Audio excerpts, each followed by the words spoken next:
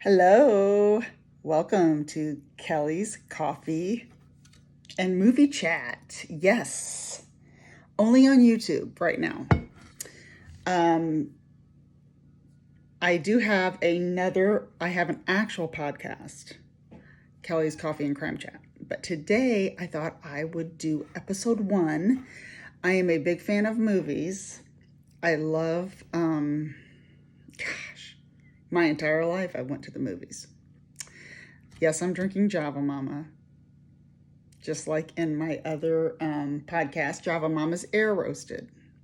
I'm drinking Dragonfly Inn, and this is part of our Gilmore Girls collection that just went up on the site. And Dragonfly Inn is a bourbon flavored coffee. It's actually really good. I have not watched the Gilmore Girls, but I hear it's wonderful. But I have not ever seen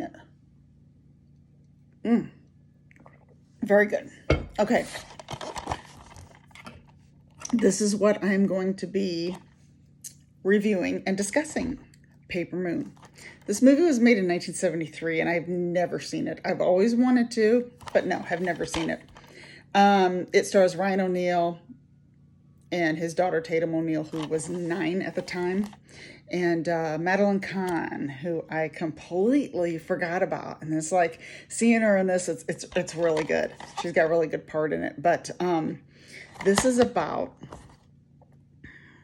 a man who's a grifter, they call him, swindler, during the Great Depression. It's made in 1973, but you can see there it's in black and white. Oh, there's a glare on there. She is a little girl whose mother just died, and he knew her mom.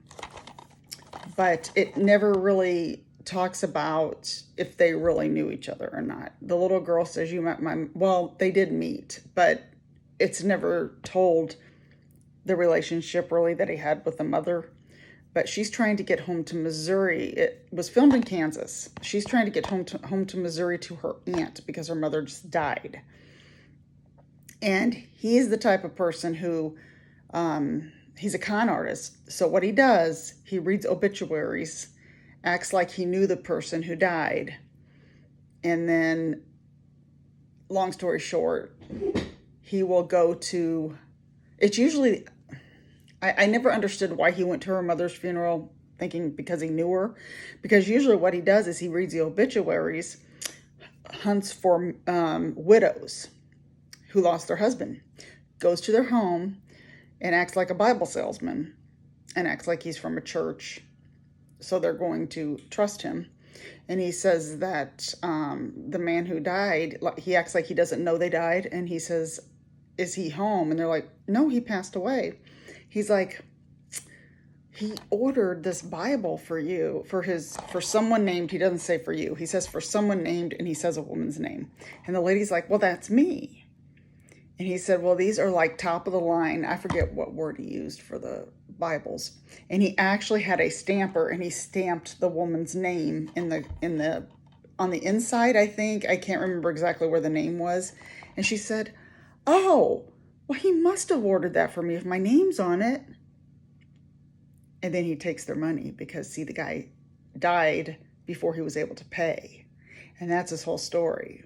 So the little girl comes in, Addie, I think is her name. And she comes in and says, "Daddy, I want to go to..." Well, I think it was, she kind of plays as like a second part of it. Like, it wasn't planned, but there was one person who was very skeptical, and she had a man there with her, and he was a cop. And then Tatum O'Neal comes up and says, "Daddy, are you done? We got to go to church and pray for mommy," or whatever, or however she worded it. So then they trusted him. They thought, "Oh, well, he's got this little girl who's his daughter, and they're doing this." And so he gets the money, and then they end up going into, I wouldn't say business together, but they do this. So they try to get money, and it's because he took $200 from her at the very beginning of the movie, and she said, "I want my $200 back." And that's the whole beginning of it. And then this is how he makes her $200 back. Anyway, It's a very good movie. I highly recommended this. I mean, it goes so fast. I might watch it again today. It goes so fast because I've only seen it once, and it just goes so fast that you don't even realize it's been. I mean, it's just over 100 minutes, so 102 minutes. So it's not very long, but it doesn't even seem like it's that long at all. It's so enjoyable. And they really did good of shooting this in 1973. Peter Bogdanovich, the director, because they filmed it in Kansas. Everything looks like it's in the Great Depression. Everything. The cars, the style. I mean, the whole thing, of course, it's shot in black and white. So, but everything looks like it is back in that time. And that's why they use that location to film. Even the stores and the old cash registers, I mean, you really feel like this is back in the old times. So that's my review of Paper Moon. It is very highly recommended. I really like the ending. It did have, there's nothing really bad in it. I mean, she smokes, the little girl smokes, but in real life they use lettuce for her cigarettes. So she was not smoking cigarettes. She was smoking lettuce. There's no nicotine. I do know that she is the youngest to win the Academy Award. She still holds that record today. She was 10 years old when she won the Academy Award. And he was not happy with her because he wasn't even nominated. And this is his daughter. Her mom and her dad both did not attend the Academy Awards when she won. I thought that was pretty bad. Her grandmother took her. And I have her biography called A Paper Life. I'm not far into it yet because I don't have time to read that much, but I read a lot about her on this movie.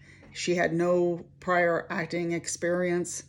They just wanted a father and daughter to play this. He was big from Love Story and other movies, and they asked if his daughter would like to accompany him in the movie, which they already knew Peter Bogdanovich.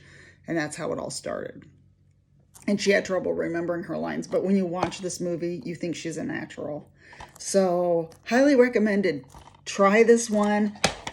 Let me know what you think. Or if you have seen it, let me know what you think down below in the comments. Remember to subscribe to my channel. This is only the first episode, as I will be just sitting here casually drinking my coffee and talking about a movie. Trying to think if I have any other recommendations. Bogdanovich also was popular before 2 years before this. He did a movie called The Last Picture Show. My mom loves that movie. I watched it. I like this one way better. That one doesn't really have much of a plot, but it is a big favorite, and it was a big hit when it came out. It is also in black and white. It stars Jeff Bridges, Sybil Shepherd, Timothy Bottoms, and Cloris Leachman and Ellen Burstyn, and Eileen Brennan. It's amazing because they look so young. Try that one. There's a lot of sex and nudity in it, just to let you know, but I was surprised at that. But try it. It's also got pretty vulgar language in it, but let me know what you think of that if you've seen The Last Picture Show. They have a sequel called Texasville that came out in the 90s with the same people in it. So, that's my review for today. It is August, what is it now? The 19th, Saturday. And I will be back next weekend for episode 2, another recommendation. And I will see you next time.